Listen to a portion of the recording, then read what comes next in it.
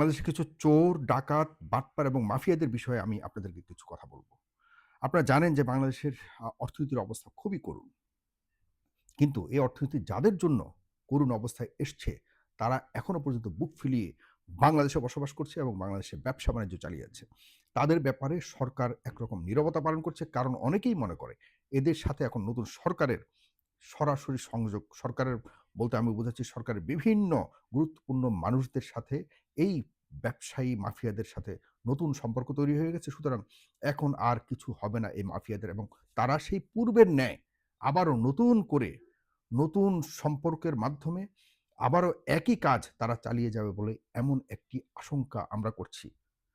আপনারা জানেন এস আলমের প্রায় ৯০০ কোটি ইউরো, ৮০০ কোটি ইউরো সাইপ্রাসে গত পরশুদিন সাইপ্রাসে ধরা খেয়েছে, এবং এগুলিকে বাজেয়াপ্ত করবার জন্য সেখানকার আদালত থেকে বাংলাদেশের অনুরোধে, বাংলাদেশ সরকার কিন্তু অনুরোধ করেছিল বলেই সেখানকার আদালত তার সম্পদ বাজেয়াপ্তের রায় দিয়েছে বা আদেশ দিয়েছে। এবং এটি এস আলমের স্ত্রীর নামে গত সেই অনেক বছর ধরে ধীরে, ধীরে সে বিভিন্ন ব্যবসার নামে সেখানে বিশাল সাম্রাজ্য করেছে সাইপ্রাসে। ৮০০ কোটি ইউরো, বুঝতে পারতেছেন ৮০০ কোটি ইউরো মানে কত? মানে চিন্তাও করতে পারবেন না। এই সংখ্যা লেখার মতো সেই শক্তি, সামর্থ্য এবং সেই জ্ঞান, সেই মেধা আমাদের নাই সংখ্যা লেখার জন্য। এরকম একজন মানুষ বাংলাদেশের সরকারের শেখ হাসিনার প্রশ্রয়ে এবং ইসলামী ব্যাংকের অসাধু এবং অন্যান্য অনেকগুলি ব্যাংকের অসাধু কর্মকর্তাদের সহযোগিতায় এভাবে আমাদের বাংলাদেশকে লোপাট করেছে। ৬ টা ব্যাংক থেকে ৯৬,০০০ কোটি টাকা লোপাট করেছে। এটি মানে অনুসন্ধানে প্রমাণিত সত্য। এরপরেও এই দেশে এখন বর্তমানে সরকারের কিছু, কিছু পর্যায়ের নেতারা এবং কর্মকর্তারা ওই এস আলমকে বিভিন্ন ধরনের সুযোগ সুবিধা দেওয়ার জন্য চেষ্টা করছে। আচ্ছা, এস আলমকে তো বিদেশ থেকে ধরেছেন। এস আলমের তো প্রায় ৯৬,০০০ কোটি টাকা তো আরো অনেক বিশাল অঙ্ক। মাত্র তো ৮০০ কোটি ইউরো ধরা খেয়েছে। বাংলাদেশে এই এস আলমের সহযোগী এবং একই ব্যাংক থেকে বিভিন্ন উপায়ে ভুয়া কাগজপত্রের মাধ্যমে হাজার, হাজার কোটি টাকা লোপাট করে যারা বাংলাদেশে এখনো পর্যন্ত বসবাস করছে, তাদেরকে কেন ব্যবস্থা নিচ্ছেন না? তাদেরকে কেন বাংলাদেশে থাকা অবস্থায় তাদের নাবিল গ্রুপের ব্যাপারে যদি হবে, এই নাবিল গ্রুপ এখনো যদি আপনি যান বিভিন্ন গুরুত্বপূর্ণ নির্ভরশীল গণমাধ্যমের সূত্র ধরে যদি দেখবেন যে তাদের বিরুদ্ধে তারা কিভাবে ব্যাংকে লোপাট করেছে, তারা ভুয়া কাগজের মাধ্যমে কিভাবে করে জানেন? অবাক হয়ে যাবেন। এক ব্যাংক থেকে টাকা নিবে, আরেক ব্যাংকে ধরেন এক ব্যাংক থেকে ৫০ কোটি টাকা নিল। নিয়ে এই টাকা দিয়ে আরেক ব্যাংক থেকে ৫০০ কোটি টাকা চেয়ে ৫০ কোটি টাকা জামানত দিয়ে এর ভুয়া কাগজপত্র দিয়ে শীর্ষ কর্মকর্তাদের ম্যানেজ করে এরপর দেখা যাচ্ছে ৫০০ কোটি টাকা নিল। ওই ৫০০ কোটি টাকা দিয়ে আগের ব্যাংকের ৫০ কোটি টাকা চুকাই দিল। ব্যাস, ওই ব্যাংকের কাছে আমি ভালো হয়ে গেলাম। নতুন করে আমি আবার ১,০০০ কোটি টাকা অন্য ব্যাংক থেকে চাইলাম যে, হ্যাঁ, আমার তো পূর্বের আ সিবিআই অনেক ভালো। সুতরাং আমাকে আরো ১,০০০ কোটি টাকা লোন দাও। এভাবে করে, করে, করে যেই যাদের কোনো অস্তিত্ব ছিল না একসময়, যারা ঠিকমতো তাদের মানে কি বলবো? ওদের ব্যবসা, অর্থনীতি সম্পর্কে যাদের কোনো ধারণা ছিল না, তারা এভাবে অসৎ উপায়ে টাকার মাধ্যমে জালিয়াতি করে বিভিন্ন ধরনের ভুয়া কোম্পানির মাধ্যমে এই শেখ হাসিনার আমলে এস আলমের হাত ধরে এস আলমের আশপাশে থেকে এই ধরনের নাবিল গ্রুপের মতো যারা হাজার, আমি যতটুকু মানে গণমাধ্যমে আজও পর্যন্ত দেখছি ১৩,০০০ কোটি টাকা আত্মসাতের অভিযোগ রয়েছে নাবিল গ্রুপের। নাবিল গ্রুপের ব্যাপারে এই আওয়ামী আমলে বিভিন্ন ধরনের কথা ওঠেনি? আপনারা আমাকে অনেকে বলছেন যে আমি শুধুমাত্র এস আলম নিয়ে কথা বলি। কেন নাবিল গ্রুপ নিয়ে কথা বলি না? হ্যাঁ, নাবিল গ্রুপ নিয়ে কথা বলছি। যদি সরকারের কোনো ধরনের দুর্বলতা না থাকে, নাবিল গ্রুপকে এবং দুদকের কাছে না অনেক অভিযোগ থাকা সত্ত্বেও দুদক কি ব্যবস্থা নিয়েছে এ পর্যন্ত? বরং নাবিল গ্রুপ এবং আরো অন্যান্য অনেকগুলি গ্রুপ বলেন আর কোম্পানি বলেন, তারা কি করে জানেন? আমরা অসহায় এবং সরকার পর্যন্ত এদের কাছে জিম্মি হয়ে যায়।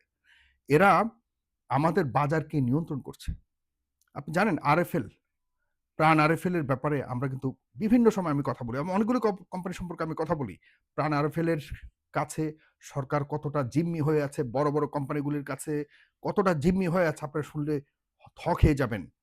এবং কিছুদিন আগে আপনাদের মনে আছে যখন আ যুদ্ধ শুরু হলো, তখন এই সরকারের কাছে, আমাদের বর্তমান সরকারের কাছে আ আপনার ব্যবসায়ীরা বলেছে, যদি আমাদের ব্যবসা মানে দাম বাড়াতে না দেয়া হয়, আমরা কিন্তু সরবরাহ বন্ধ করে দিব।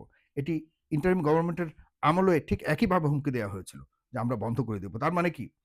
তার মানে তারা সেই শিপগুলি বহু আগে থেকে কম দামে আ আ আপনার বিভিন্ন ধরনের খাদ্যদ্রব্য এনে তারা সাগরের মধ্যে, সাগরের মাঝখানে আমাদের যেখানে আপনার বড়, বড় শিপগুলি আপনার ইয়ে করা হয়, পাড়ে ভেড়ানো হয়, সেই চট্টগ্রামের পোর্টে বা বিভিন্ন মংলা পোর্টে, এইসব জায়গাতে না রেখে তারা দূরে রাখে। রেখে এই খাদ্যদ্রব্যগুলো যতক্ষণ না পর্যন্ত দাম না বাড়ে, ততক্ষণ পর্যন্ত সেখানে রাখা হয়। এগুলিকে গোডাউনের মতো ব্যবহার করে। বিশাল, বিশাল শিপকে গোডাউনের মতো ব্যবহার করা হয়।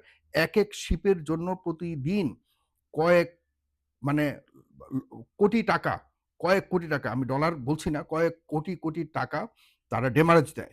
ডেমারেজ দিয়ে কি হয়? এরপর যখন কোনো কারণে দাম বেড়ে যায় এবং তারাও তাদের এই পণ্যের দাম বাড়ায়, আন্তর্জাতিক বিভিন্ন ইস্যু যখন আসে বাজারে দাম বাড়াতে বাধ্য করে সরকারকে। এরপর তারা ওই মালামালগুলি তাদের এই যে গোডাউনে রাখা, শিপের মধ্যে রাখা, পানির উপরে ভাসমান এই মালামালগুলোকে তারা দেশে ঢুকায়। আর এই পুরো দাম বাড়ানোর যে আপনার এই কি বলা যায়? এই লায়াবিলিটি এবং এই উচ্চ দরে বাড়ানো যে অর্থ, অতিরিক্ত অর্থ যে খরচ করছে, এগুলি সব গিয়ে পড়ে সাধারণ মানুষের উপরে। সাধারণ মানুষের কিছু করার থাকে না। সরকারও দেখা যাচ্ছে এগুলি দেখে শুনেও, দেখার পরেও নীরবতা পালন করে। আপনারা জানেন যে আরএফএল এর ব্যাপারে আমি যে কিছুদিন আগে কথা বলেছিলাম এবং একটা অডিও পর্যন্ত সেখানে আ ফাঁস করেছি আমরা। যখন যুদ্ধ শুরু হলো, সাথে, সাথে আরএফএল এর শীর্ষ এক কর্মকর্তা বলছিল যে, "তোমরা", আর এসআর বা তাদের ফিল্ড লেভেলে যারা ছিল তাদেরকে বলেছে, "তোমরা এক্ষুনি বন্ধ করবা। তোমাদের এই বেচাকেনা, তোমাদের কাছে যাই গচ্ছিত আছে, যা কিছু তোমাদের গোডাউনে আছে সবকিছুকে এখন স্টল করো, বন্ধ করো। নতুন দাম যখন আমরা বলব সেই দামে তোমরা বিক্রি করবা। এবং সেই দামে সু তাদের কোম্পানিও একইভাবে মানে ডিলারদের কাছে থাকা ওই মালের উপরে তাদের অতিরিক্ত মুনাফা করবে।" এই ধরনের নির্দেশনা দেয়া একটি অডিও পর্যন্ত আমরা ছেড়েছিলাম। কি লাভ হচ্ছে? কি লাভ হচ্ছে? আমাদের ভোক্তা অধিকারের কি ধরনের আ ভূমিকা রাখবার মতো শক্তি আছে? আমাদের সরকারের যারা মন্ত্রীরা রয়েছে এই ধরনের আ বিজনেসম্যানদের সাথে কথা বলে আমাদের দেশের বাজারকে স্বাভাবিক করার যে আ মানে প্রক্রিয়াটাকে ফলো করার কথা ছিল, তারা কতটুকু এই মানে ব্যবসায়ীদের কাছে কতটুকু শক্ত অবস্থান নিতে পারছে? কেউই না, কেউই না। এরা কত ভয়ঙ্কর মাফিয়া! আমি অবশ্যই বলব, হ্যাঁ, বিভিন্ন ধরনের কোম্পানি না থাকলে আমরা কিভাবে চলবো? বাংলাদেশে যদি ১০০ টা কোম্পানি থেকে থাকে সেখানে কমপক্ষে ৮০ টা তারা জনগণের পকেটের টাকাকে সরাসরি দালালিতে, ডাকাতি করছে এবং সরকারের বিভিন্ন পর্যায়ের মানে শীর্ষ যারা কর্মকর্তারা রয়েছে, যারা মনিটরিং এর দায়িত্বে, তারা দালালে পরিণত হয়েছে। এবং সরকারের গুরুত্বপূর্ণ যারা মানে আমাদের বা জনপ্রতিনিধি হিসেবে যারা রয়েছে, বিভিন্ন গুরুত্বপূর্ণ দায়িত্বে রয়েছে, তারা কমিশনের মাধ্যমে, তারা ঘুষের মাধ্যমে, তারা উপরির মাধ্যমে এই ধরনের মাফিয়াদেরকে তার নিজেদের মতো করে বাজারকে নিয়ন্ত্রণ করার সুযোগ সুবিধা দিয়ে এসছে। এই কথাগুলি আমি আপনাদেরকে বলছি, অনেক ঝুঁকিপূর্ণ কথাগুলি বলছি। আপনারা বিশ্বাস করুন, বাজার নিয়ন্ত্রণে যদি সরকার কঠিন টাস্ক ফোর্স গঠন করে যদি এগুলিকে নিয়ন্ত্রণ করতে না পারে, আমরা আসলে এই মাফিয়াদের হাত থেকে কখনোই রেহাই পাবো না। আমি চ্যালেঞ্জ দিচ্ছি যে কয়েকজনের বিরুদ্ধে গত অনেক বছর যাবৎ অনেক কোটি, কোটি টাকা, হাজার কোটি টাকা লোপাটের, জালিয়াতির অভিযোগ আছে। এদেরকে প্লিজ বিচার করুন। কোনো মালিকের কাছে বড়, বড় কোম্পানি মালিক দ্বারা পরিচালিত হয় না। এটা অটোমেটিক একটা অ্যাডমিনিস্ট্রেটিভ একটা কাঠামোতে চলে আসে। কোনো কোম্পানি বন্ধ করুক, হোক, এটা আমি চাই না। তবে যারা যেসব কোম্পানিগুলিকে ব্যবহার করে জনগণের টাকাকে ডাকাতি করে, চুরি করে, দিন দুপুরে প্রকাশ্যে ডাকাতি করে আমাদের আ বা মানে বাজার ব্যবস্থাকে অনেক ঝুঁকির মধ্যে ফেলে দিচ্ছে। একদম পুরোপুরি বাজার ব্যবস্থাকে নিয়ন্ত্রণ করে তারা দেখা যাচ্ছে সরকারকে পর্যন্ত নিয়ন্ত্রণ করা শুরু করেছে। এইসব সিন্ডিকেটকে ভাঙতে হবে। জনাব তারেক রহমান, আপনি যদি সেই সাহস ব্যক্তিগতভাবে নিতে পারেন তবেই সম্ভব। কিন্তু আপনি যাদেরকে দায়িত্ব দিয়ে রেখেছেন তারা নিজেরাও এইসব সিন্ডিকেটের অনেকেই সদস্য এবং ওইসব সিন্ডিকেটের সাথে তারা তাল মিলিয়ে চলে। এই ধরনের মানুষ দ্বারা আপনি কখনোই ভালো বাজার ব্যবস্থা, অর্থনীতির অবস্থা কোনোদিনও ঠিক করতে পারবেন না।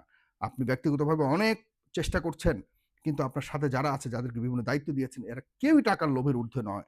হ্যাঁ, টাকার লোভের ঊর্ধ্বে না থাকাটা একরকম, আর আপনার এই পরিকল্পনা, আপনার দেশ পরিচালনার জন্য যে পরিকল্পনা করেছেন, এটির অংশ হিসেবে বাস্তবায়নের জন্য তারা যদি কোনো রকম আপনার কথা ভেবে, দেশের কথা ভেবে কোনো রকম যদি নিয়ন্ত্রণে রাখার মানে কোনো রকম একটা ব্যালেন্স রাখবারও যদি সেই ব্যবস্থা তারা করতে পারত তাহলেও বোঝাতে পারতাম। কিন্তু তারা তো সরাসরি এই সিন্ডিকেটের কাছে চলে যাচ্ছে।